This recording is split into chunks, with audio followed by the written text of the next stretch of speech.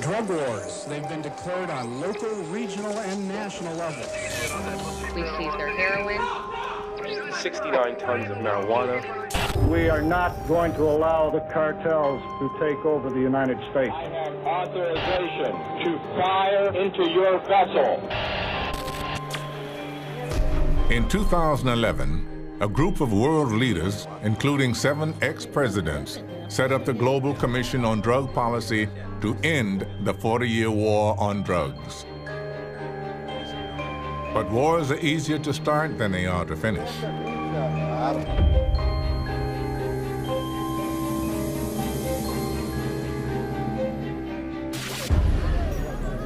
It's June 1971, and President Richard Milhous Nixon is in a fighting mood.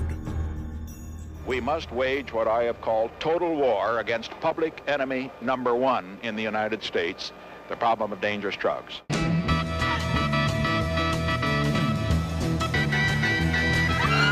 That was a time where you had both rising levels of sort of crime, and there was more sort of agitation around civil rights and all of this. You also had the hippies, and you had marijuana, you had the counterculture. And Richard Nixon saw himself as speaking for the silent majority, the silent middle class. The answer for a country already fighting one war in Vietnam? Another one, on drugs, to combat the number of Americans using illegal narcotics. What really tipped Nixon over was starting in 1970. There became a tremendous amount of intravenous heroin use in Vietnam, and that really kicked him over. I shall soon propose a revision of the entire federal criminal code, which will give us tougher penalties against drugs and against crime. But the war on drugs would not be confined to the United States. In order to stem the production and supply of illegal narcotics, America has sought, even insisted upon, help from the rest of the world. The American government convinced the United Nations and the other governments that the main goal for United Nations would be in the area of drugs to zero drugs, to avoid any kind of drug. And secondly, that the instrument to get this goal was repression, war on drugs.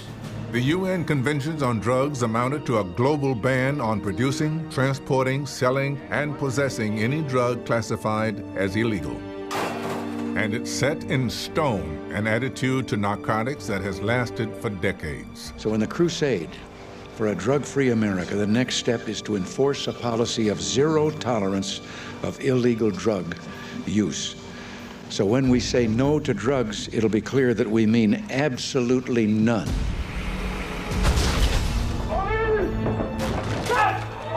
Yet, in spite of the massive and sustained efforts of law enforcement, demand for illegal drugs has continued to rise. We do not wish to do so. Heroin use spiked in the early 70s. Then there was cocaine. The government was completely unprepared for the explosive growth of the drug problems. I think we totally misunderstood cocaine.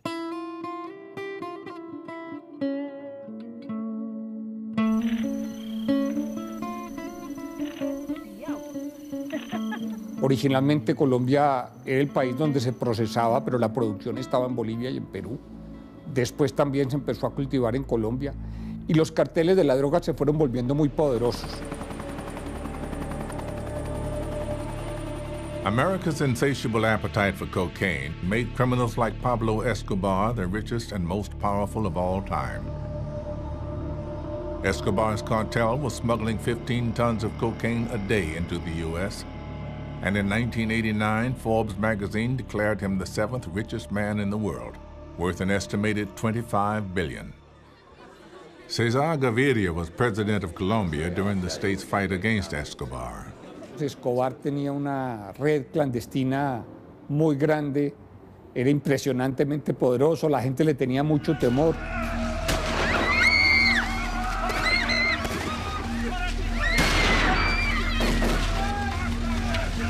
Más que corrupción, la gente le tenía intimidada a toda la sociedad. Escobar's policy of dealing with law enforcement was plata o plomo, a bribe or a bullet. And when the U.S. and Colombian governments finally took him on, the ensuing struggle made Colombia the murder capital of the world, with over 52,000 violent deaths in 2 years. And even the president wasn't immune. Una de estas organizaciones alimentada por el narcotráfico tuvo a mi hermano secuestrado bajo tierra sin poderse mover durante 3 meses sin cambiarse la ropa. Salió completamente traumatizado, paralizado. Fue una cosa muy traumática. Hace un par de años las FARC, que son hoy el principal cartel de droga de Colombia, mató a mi hermana tratando de secuestrarla para convertirla en un rehén y en una persona con la que pudieran hacer una negociación política. Y esto ocurre en todas las familias colombianas. O sea, todos han sido víctimas o de la guerrilla o del narcotráfico, y esa guerrilla está cada vez alimentada por droga. Escobar was finally gunned down by police in December of 1993. But America and Colombia's drug problems were to continue long after the downfall of El Patron. The death of Pablo Escobar and the working in the United States with Colombia to get him out and killed was a kind of boost to those efforts. But I don't think anyone in the supply reduction area ever felt that was going to end the problem. Demand continued after Escobar's death, and so did supply. The next stage of the war on drugs was another large-scale attempt to wipe out the drugs at source, President Bill Clinton's Plan Colombia. What I tried to do was to focus on every aspect of the problem. I tried to empower the Colombians, for example, to do more militarily and police-wise because I thought that they had to. 30% of their country was in the hands of the narco-traffickers. The U.S. spent billions of dollars funding military operations in Colombia to cut off the flow of cocaine into America by eradicating Colombia's coca plantations.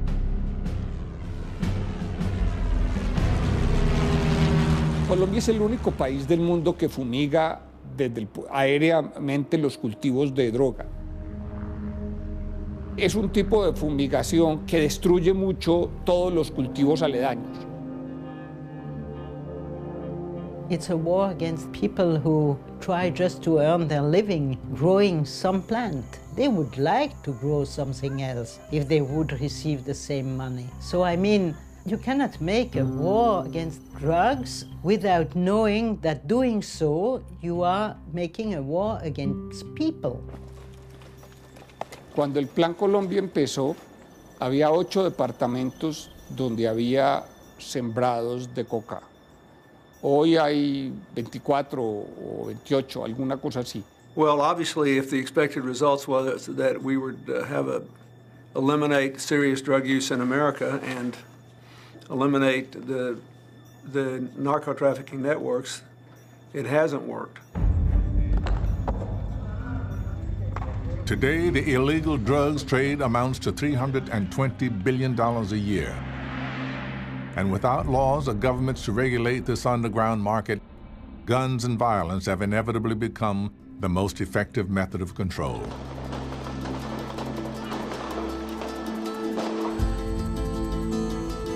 Eu sei o quanto é perigoso ir de helicóptero a algumas favelas. Você vai desviando, porque se acharem que é polícia, os traficantes atiram. As president of Brazil, Fernando Cardoso followed the prevailing thinking of his time and was a supporter of the war on drugs. On his watch, a new national anti-drug agency was established. Now, 8 years later, as chair of the Global Commission on Drug Policy, Cardoso is back to see for himself what the fight against narcotics has done to favelas like these. Let me tell you very frankly, when I went to visit some of the favelas in a very violent part of Rio, I was a little bit afraid. I had no security, because a precondition of being accepted into these neighborhoods is to go without guns. They have the guns, not me. Há 60 anos era 22, 32. Arma. É. Aí veio, há 40 anos já começou 8, pistola, 12 de cano cerrado.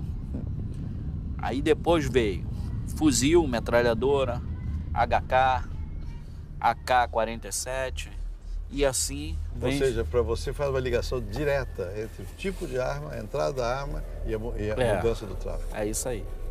Cada vez que mudava de um tipo de arma para o outro, era outro traficante, era outra pessoa, era outros... Isso aumentava também a capacidade de venda e tal ou não? Aumentava mais a criminalidade. A criminalidade, né? A matança. Mais a matança.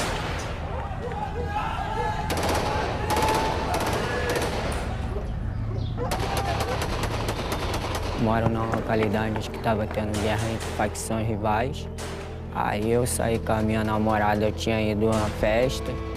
Foi a hora que aconteceu. Eu tomei um tiro, não sei da onde, não vi da onde. As pessoas que pagam, as pessoas mesmo da comunidade que não tem nada a ver, sempre são os que levam sempre a pior. Aí fiquei desse jeito. Tinha 18, 19 anos. When I was in favelas, what struck me was, first of all, the humanitarian situation. People. It's not difficult to understand how violence and use of drugs is, devastating people. It's terrible. When I was in office in Brazil, of course I was aware of the situation of drugs, but I was convinced that through repression to be possible to stop the production of drugs. But I was wrong at the time.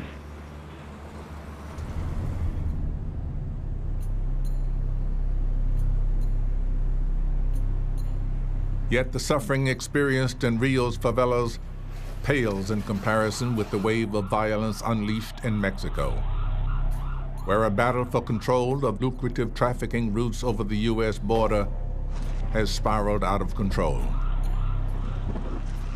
The Mexican president understood that the situation was very bad because of drug battles, and he decided to confront.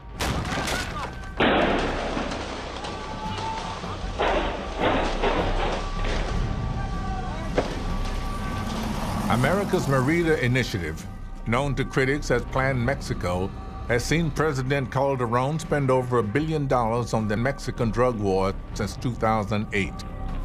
More than 50,000 soldiers and federal police are now actively involved in the fight against the cartels. But as in Colombia before it, the violence has exploded as the drug cartels fight against the police, the army, and each other.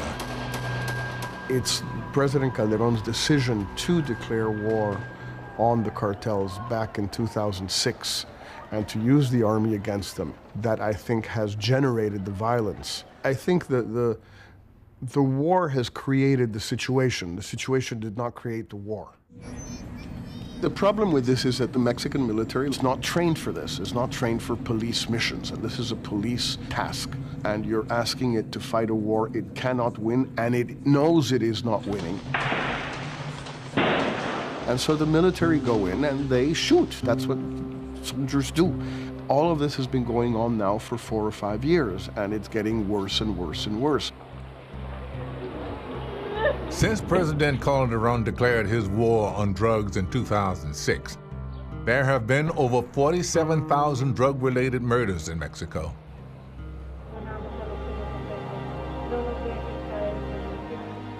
And the cartels are increasingly targeting elected officials, journalists, and members of the justice system. The government is beginning to lose control of entire regions. Que este problema no lo vamos a resolver solo los mexicanos, que los mexicanos debemos reclamarle enérgicamente a los Estados Unidos y a los otros grandes países consumidores que tomen una mayor responsabilidad en la solución de este tema. The United States has always led the war on drugs from the front, both at home and abroad. But 5 decades of an unyielding reliance on police enforcement and the fact that America remains the planet's largest consumer of illegal drugs has had a devastating effect on the land of the free. Using illegal drugs is against the law. Doing drugs, you risk everything, even your freedom. If you do drugs, you will be caught.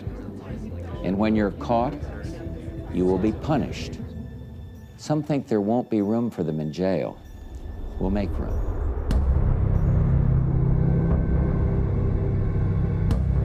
You know, think about the United States. We have less than 5% of the world's population, but almost 25% of the world's incarcerated population, roughly about 2.3 million people behind bars tonight. Now, what's the #1 thing driving that? It's the war on drugs.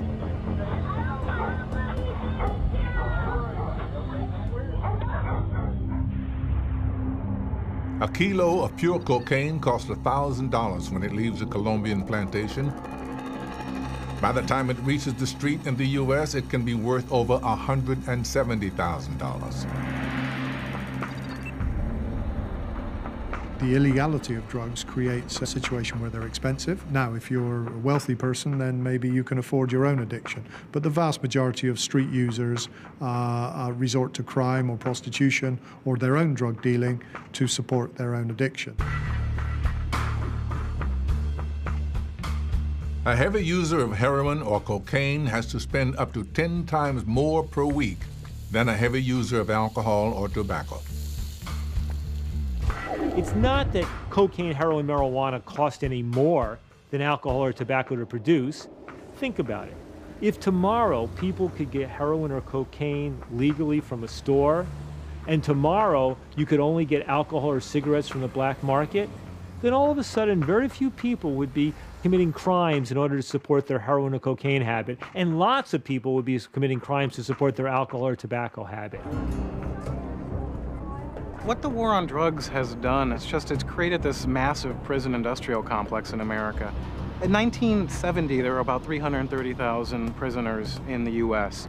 Now there are 2.3 million, and we somehow consider that normal. 2.3 million prisoners is more than any other country in the history of the world ever. We have more prisoners than China, and they have 1 billion more people than we do. We have more prisoners than soldiers, but there are more prison guards than there are U.S. Marines. This level of incarceration has just taken on a life of its own. We know that people can be rehabilitated, but the truth is, most of these people who are minor offenders who get sent to prisons get no rehabilitation. If you didn't have a drug habit going in, you leave going with a drug habit. There was so much drugs in prison, it was unbelievable. You could get any kind of drug you want in prison. If you can't control drug use in a maximum security prison, how could you control drugs in a free society?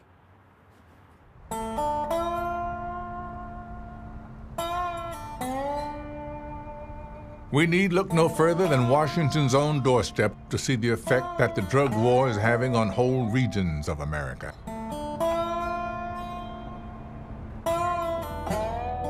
In 1950, Baltimore City had over 1 million inhabitants. Today, there are just over half that number. There are 50,000 derelict buildings, and almost 10% of the residents are addicted to an illegal drug. I can remember the night that my sister was burned. My mother's house caught fire. It was a result of my youngest brother being high for heroin. So she lived for 3 weeks and she died. And that night that we buried her, a friend of the family came past and he told me, he said, try this. And I said, what is that?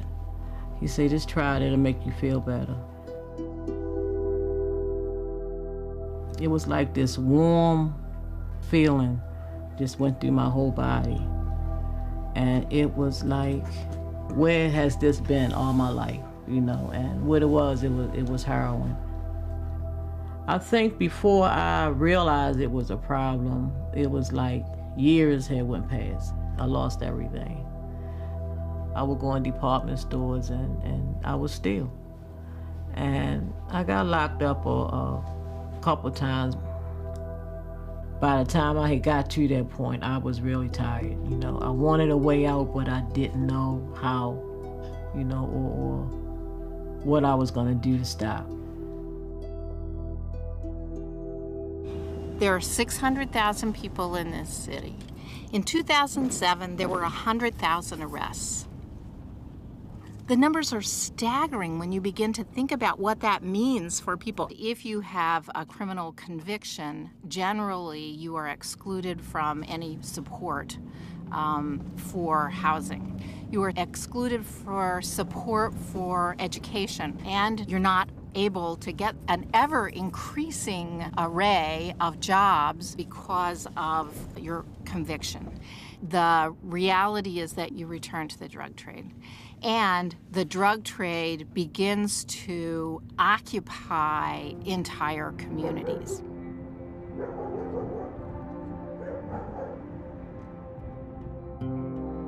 In the neighborhood I policed, men who are born there have about a 12% chance of getting murdered in their lifetime. It seems like these problems are far more important than some sort of futile goal of creating a drug-free society. People should care more about all these deaths, and by and large, the vast majority are related to prohibition. We could have fighting and killing over cigarettes if we made it a felony to sell a cigarette or to smoke one. So we legalized it. If all you do is try to find a police or military solution to the problem, a lot of people die and it doesn't solve the problem.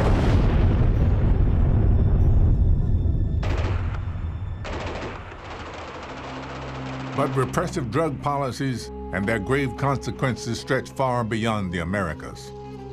Amid the chaos of war, Afghanistan has emerged as the main producer of heroin in the world. Afghanistan has become like the Walmart of dope. The quantities of drugs that are moving out of Afghanistan regularly are simply colossal. They are unimaginable. They make the quantities that Pablo Escobar moved look like child's play.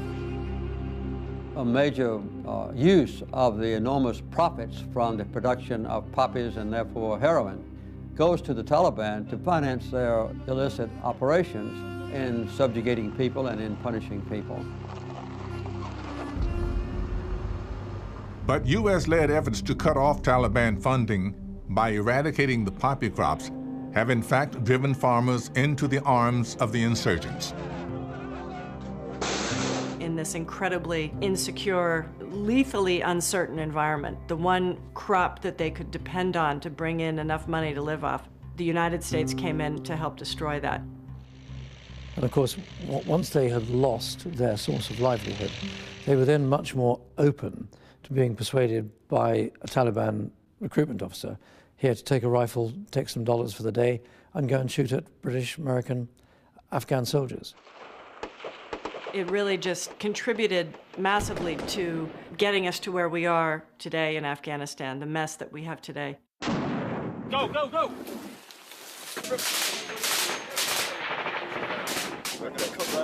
Just cut round with it. The thing that sticks in my mind was a direct order to find pictures of burning opium.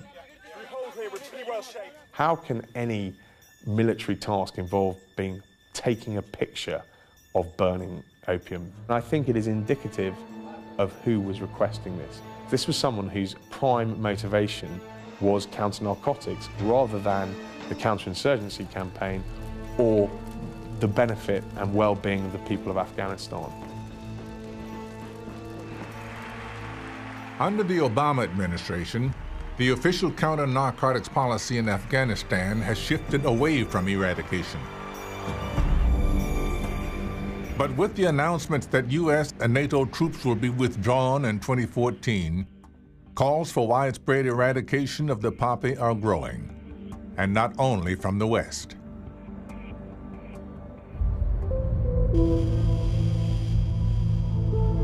С коллапсом Советского Союза проблема наркопотребления пошла в гору. На эту тенденцию наложился рост наркопроизводства, взрывной рост наркопроизводства в Афганистане с 2001 года. Russia wants to take serious action. and has been very vocal in the last year calling for a wide-scale eradication program in Afghanistan. They find it inconceivable that the United States thinks that the biggest threat emanating from Afghanistan is terrorism. They say the biggest threat emanating from Afghanistan is narcotics.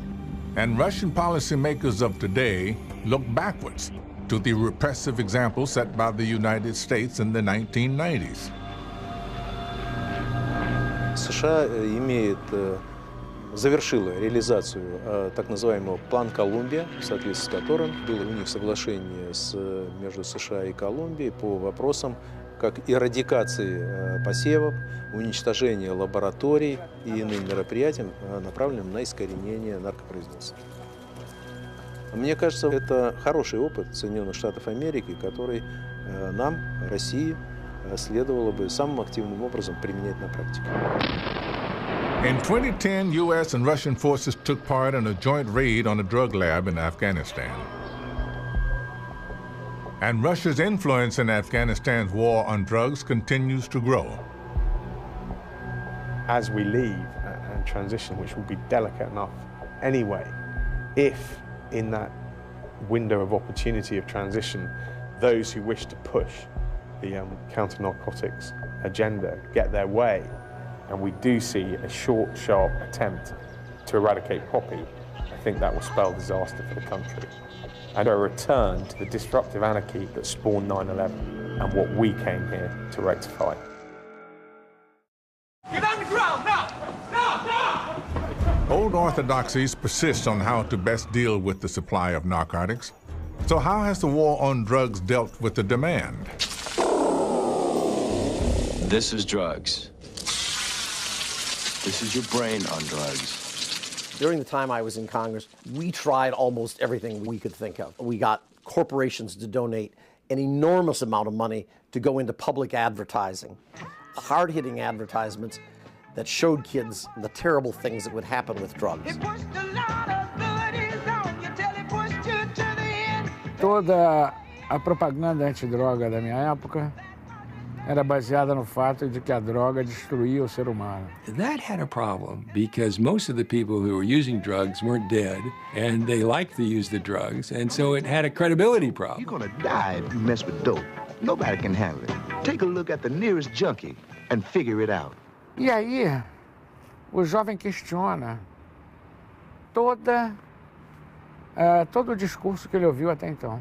Hey, kiddies, gather around. The man with the goodies is here. Dig, everybody. LSD. Então, nesse momento, fica claro que há uma hipocrisia generalizada na campanha antidrogas, normalmente feita por pessoa que nunca experimentou a droga. Então, essas pessoas vêm com esse discurso moralista, conservador, e acham que vão impressionar muita gente, não vão. Come on, one drag won't hurt you. That's not what I heard. I heard it can really mess you up. You heard wrong. Come on, give it a try. It's cool. You don't know what you're doing. Besides, smoking pot's illegal. Or maybe you're just a little too scared. The moralization of these campaigns produced a polarization between the users and the believers of the campaign messages, who believe that anyone who uses the drug is an addict and a criminal. And politicians have fallen into this trap too. You point your finger at our generation and you say, well, you had alcohol, you had martinis and so forth, and that was your crutch. Well, maybe so. But then what makes you so much more noble by just deciding to have a different kind of crutch? I'd like to see a generation that didn't have any crutch at all. Today, a generation after President Reagan left office, the UN estimates there are 230 million drug users in the world. 90% of them are not classified as problematic.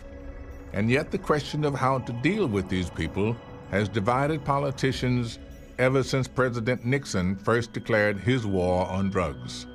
Nixon's attitude about drugs was very interesting. His instincts were all law enforcement, all punishment, no sympathy, but a very strong commitment to dealing with the problem.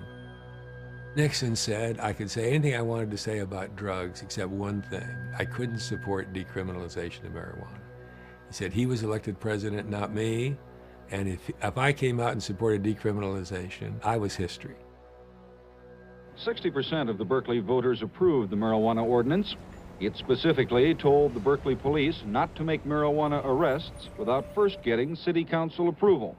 Decriminalization was the permissive pole of drug policy, and it said essentially that there would be no criminal penalty for possession of marijuana. And we had a presidential commission to look at this issue. Nixon appointed the people, and they came out and supported it. We have made several recommendations to the Congress, to the President, and to the American people. The federal recommendations are as follows. First, possession for personal use is no longer a criminal offense. Second, non-profit distribution of small amounts should no longer be a criminal offense. So Nixon dissociated himself from the commission report that he'd put together, and he just said, that's not going to happen on my watch. But Nixon ultimately had bigger issues to worry about than the war on drugs. It was the Watergate scandal, not narcotics, that was his undoing. I shall resign the presidency effective at noon tomorrow. Vice President Ford will be sworn in as president at that hour in this office.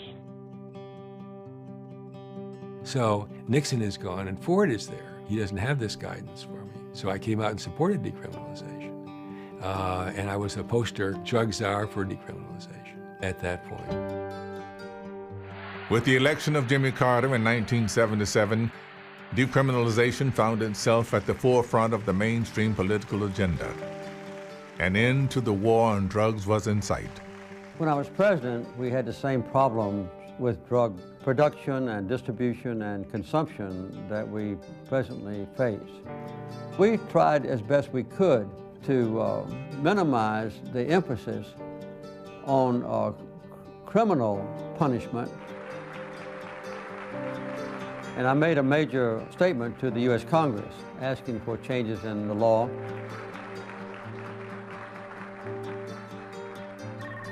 And decriminalization spread to 10 U.S. states by 1979. And it would look like the future. It looked like that things were going to go that direction. Then the parents' movement came in, and it stopped, and nobody decriminalized again. Under the Reagan administration, a hardline policy of zero tolerance reignited the drug war and would entrench political attitudes for years to come. President Reagan and his wife adopted the drug program as the #1 issue for her to proclaim.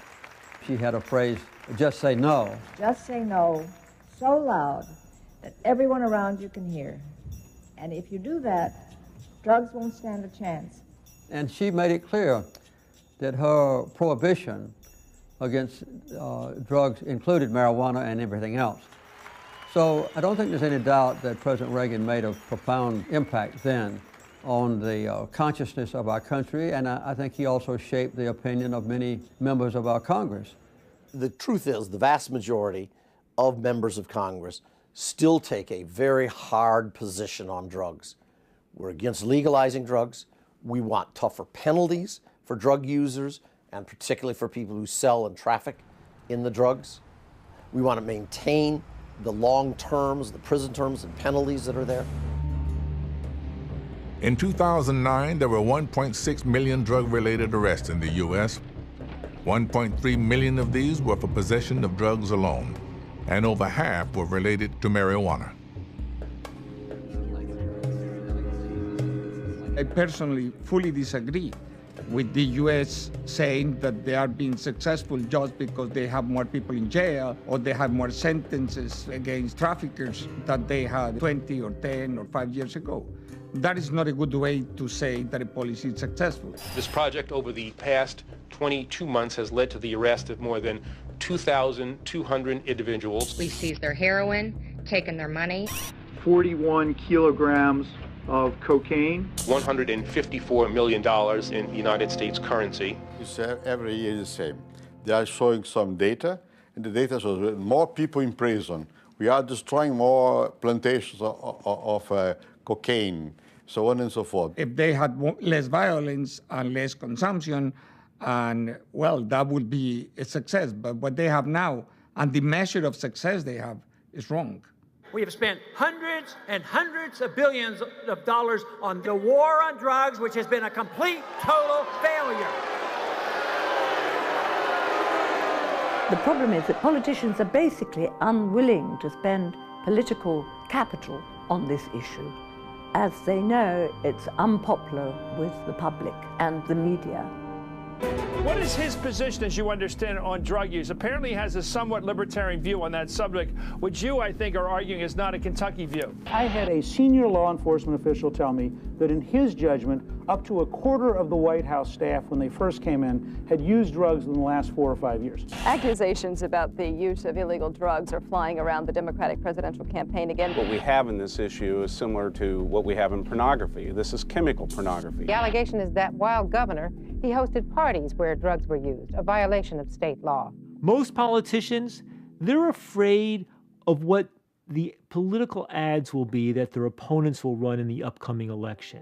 They're afraid of being accused of being soft on crime or soft on drugs, and that's why oftentimes the politicians lag behind the public. Why? Because the politicians are still stuck. The party's over. The party's over for drug dealers. We can change the status quo, we can win the war, but we've got to start the war on drugs. The U.S. just ignores the problem. In this society, it's almost prohibited, banned to talk about the problem. So we have to break taboo.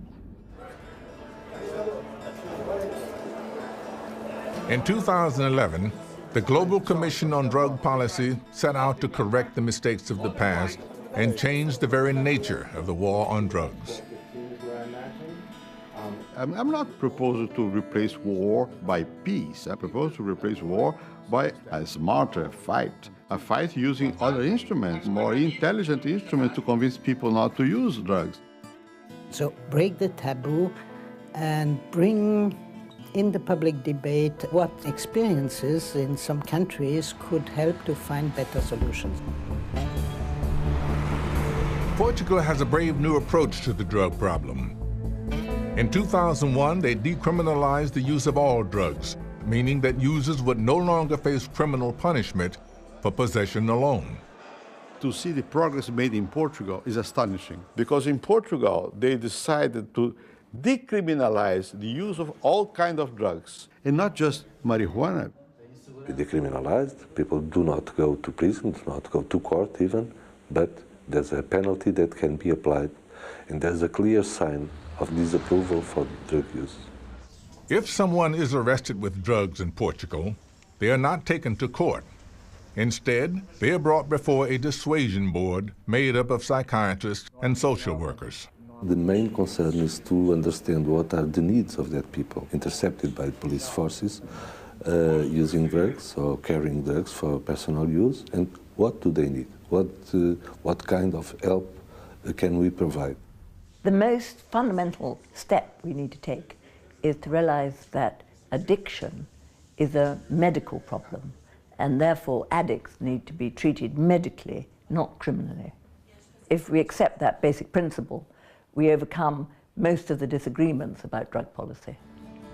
In Portugal, after decriminalization, the prevalence of drug use among youngsters has declined in the last decade of every illicit drug. In 1997, drug addiction was officially the #1 political concern in Portugal. Now, after a decade of decriminalization, the issue has fallen as far down as 13th and hardly registers on the political agenda.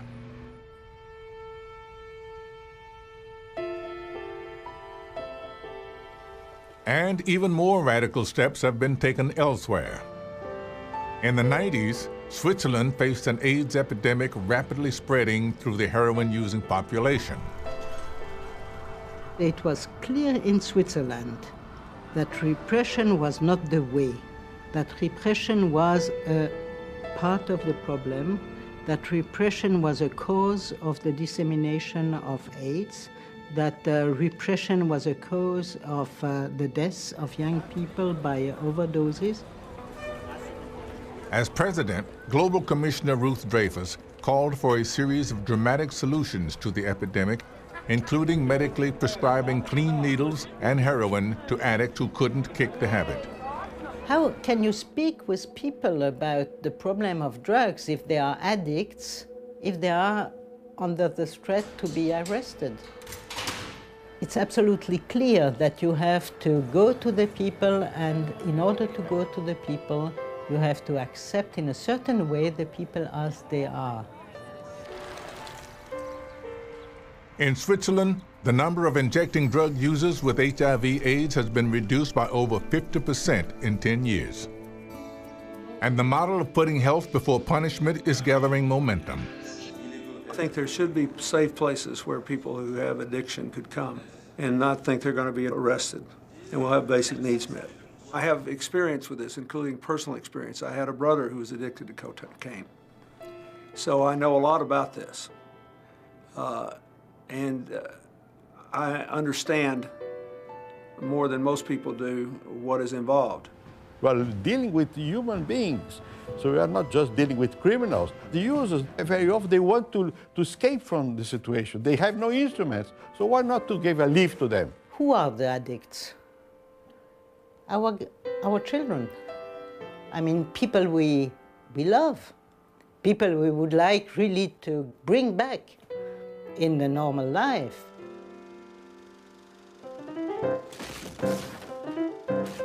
The American experience with alcohol prohibition provides a wonderful analogy for the problems that we're experiencing today with drug prohibition. By the end of alcohol prohibition, more people were drinking alcohol than at the beginning of alcohol prohibition. And at the same time, you now created Al Capone, and organized crime and violence and corruption, and young people looking up to bootleggers as role models, and shootouts and violence in the streets. You look what's going on in Mexico today, or Central America, or the Caribbean. It's almost like Chicago during the days of Al Capone and Prohibition times 50. So much today of what people identify as part and parcel of the drug problem are in fact the results of our failed prohibitionist policies. A drug-free world is a fantasy. The war on drugs didn't do away with people's desire for drugs. All it managed to create was a network of criminal supply routes to fulfill the demand. In 2005, the UN estimated that criminals were trading more than $320 billion a year on the illegal drug market. The UN estimates that almost 50% of organized crime's profits come from the drug trade. Eliminating this source of revenue would be a devastating blow to criminal cartels. I am sure that regulation by the state with very clear limitation is the solution. And then, of course, there are the financial benefits of regulation to consider. The saving on police and incarceration and the profits of taxation. In 2008, Harvard economist Jeffrey Myron estimated that regulating and taxing drugs would inject over $76 billion a year into the U.S. economy alone. So imagine if we could turn this thing around across the board, and instead of wasting hundreds of billions of dollars a year, putting those hundreds of billions into the hands of criminals, bringing in the tax revenue instead. What a tremendous savings at a time when so many governments are facing really gross fiscal problems.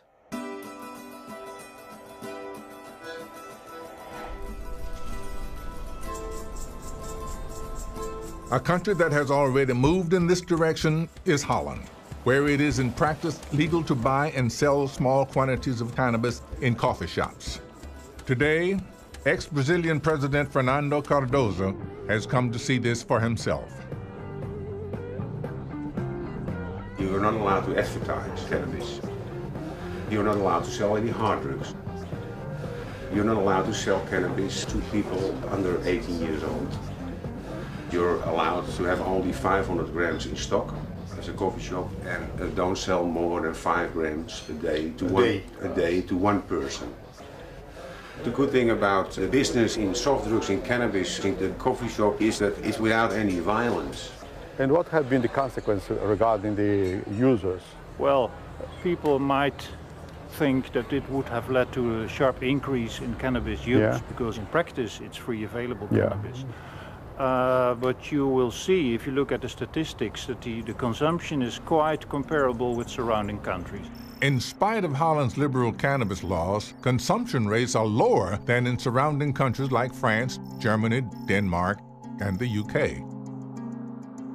But would a legally regulated market open itself to big business like alcohol and tobacco did in the past? New Bel Air, so refreshing. Winston tastes good like it should. Change to Winston, you'll change for good. 'Cause Winston tastes good like a cigarette should. Look, no one wants a drugs free for all. We need to regulate and control how drugs are produced and sold. No advertising, no selling to minors, labeling dangers. And in fact, tobacco policy today actually shows how effective regulation and good education can be. We need to regulate drugs the same way we regulate normal cigarettes. In many ways, those are great success stories. We've reduced use by half over a generation or two. If we could do that with heroin and cocaine, that would be a great victory. The fact of the matter is, when a drug is really dangerous, smart education and smart regulations can reduce use very, very substantially. E aí você tem que ser honesto na sua abordagem. Seja aberto, seja honesto. Diga isso, realmente a droga é fantástica, você vai gostar, mas cuidado, hein? Porque você não vai poder decidir mais nada, basta isso, basta isso. O grande perigo da droga é que ela mata a coisa mais importante que você vai precisar na vida. É o teu poder de decidir. A única coisa que você tem na sua vida é o seu poder de decisão. Don't be drug-free because it's illegal. Be drug-free because it's the key to your freedom. It's the key to your future. After a year of investigation, the Global Commission gathers in New York to present its findings to the world. Good morning, everybody, and welcome to the press conference of the Global Commission on Drug Policy. The fact is that the war on drugs is a failure.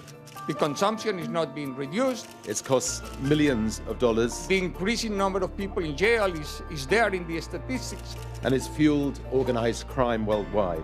Stop the war on drugs, and let's be more constructive in trying to reduce the consumption. But the strategy of drug prohibition has failed, according to the Global Commission on Drug Policy, an admission by world leaders, including 4 former presidents, a prime minister, and a former UN Secretary General. Organized crime and cost billions of dollars. Drug policy has failed. The most striking thing about the Global Commission is the media reaction to it. My God, it's off the scale. It's everywhere.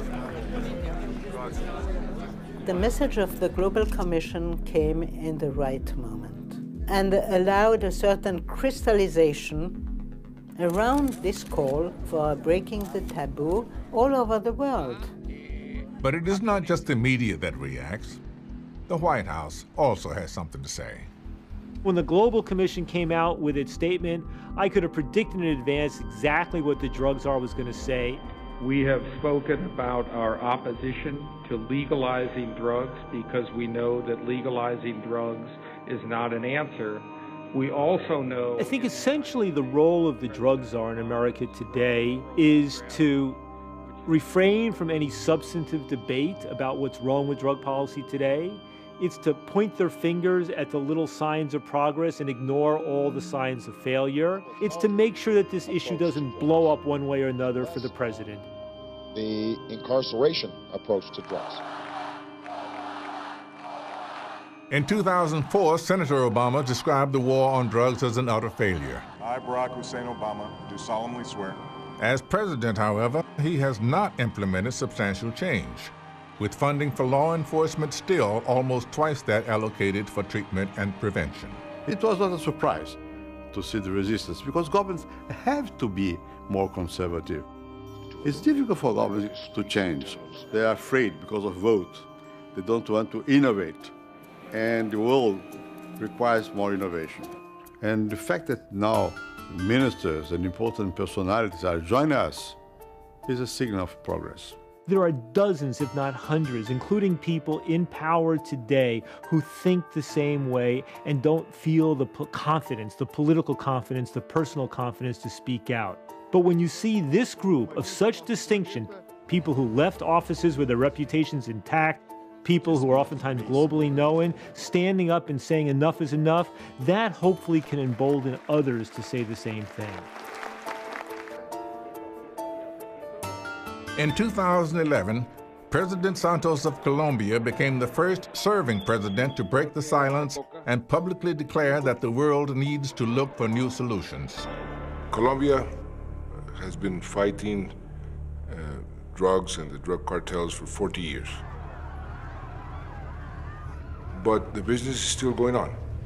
And sometimes I feel like in a static bicycle. You work hard, and then you suddenly look to your right, look to your left, and you're almost in the same place.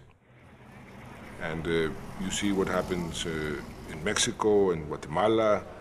And so I think a new approach, or at least to try to open up, to break the taboo, is what the world should do. There are many alternatives, including the possibility of legalizing drugs. Politically, I know that this has cost, and I have already incurred those costs. They have attacked me for saying what I am saying to you. But I don't think politicians or leaders of any country can only say what people want to hear. In Latin America, there is a growing concern.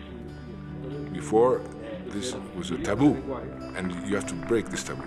And the taboo has been broken. Now, for the first time in 4 decades, the countries that have suffered most from this war on drugs are talking back and initiating their own reforms unilaterally. You have a situation where Latin American leaders of great stature in their countries, great stature in the world, can go to the United States and say, look, this is not working, let's do something else. Estamos poniendo en la mesa un tema de debate. Ya fue una propuesta del presidente Cardoso, ya una propuesta del presidente Gaviria de Colombia y que ahí ha estado. Y lo que queremos es traerlo nuevamente al debate. For the first time in history, at the 2012 Summit of the Americas, it was announced that investigating alternative drug policies would become part of the official regional agenda.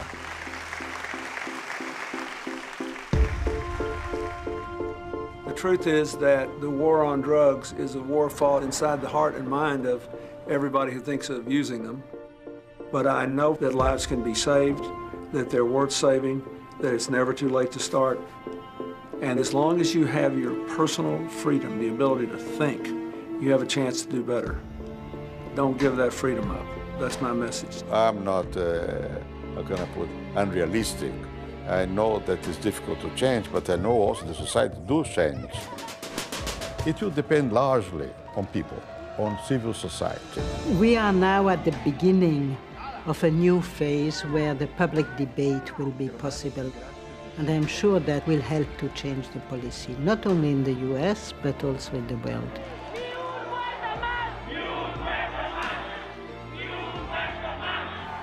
It depends heavily on people's pressure for governments to change. Altogether, we are breaking the taboo on drugs.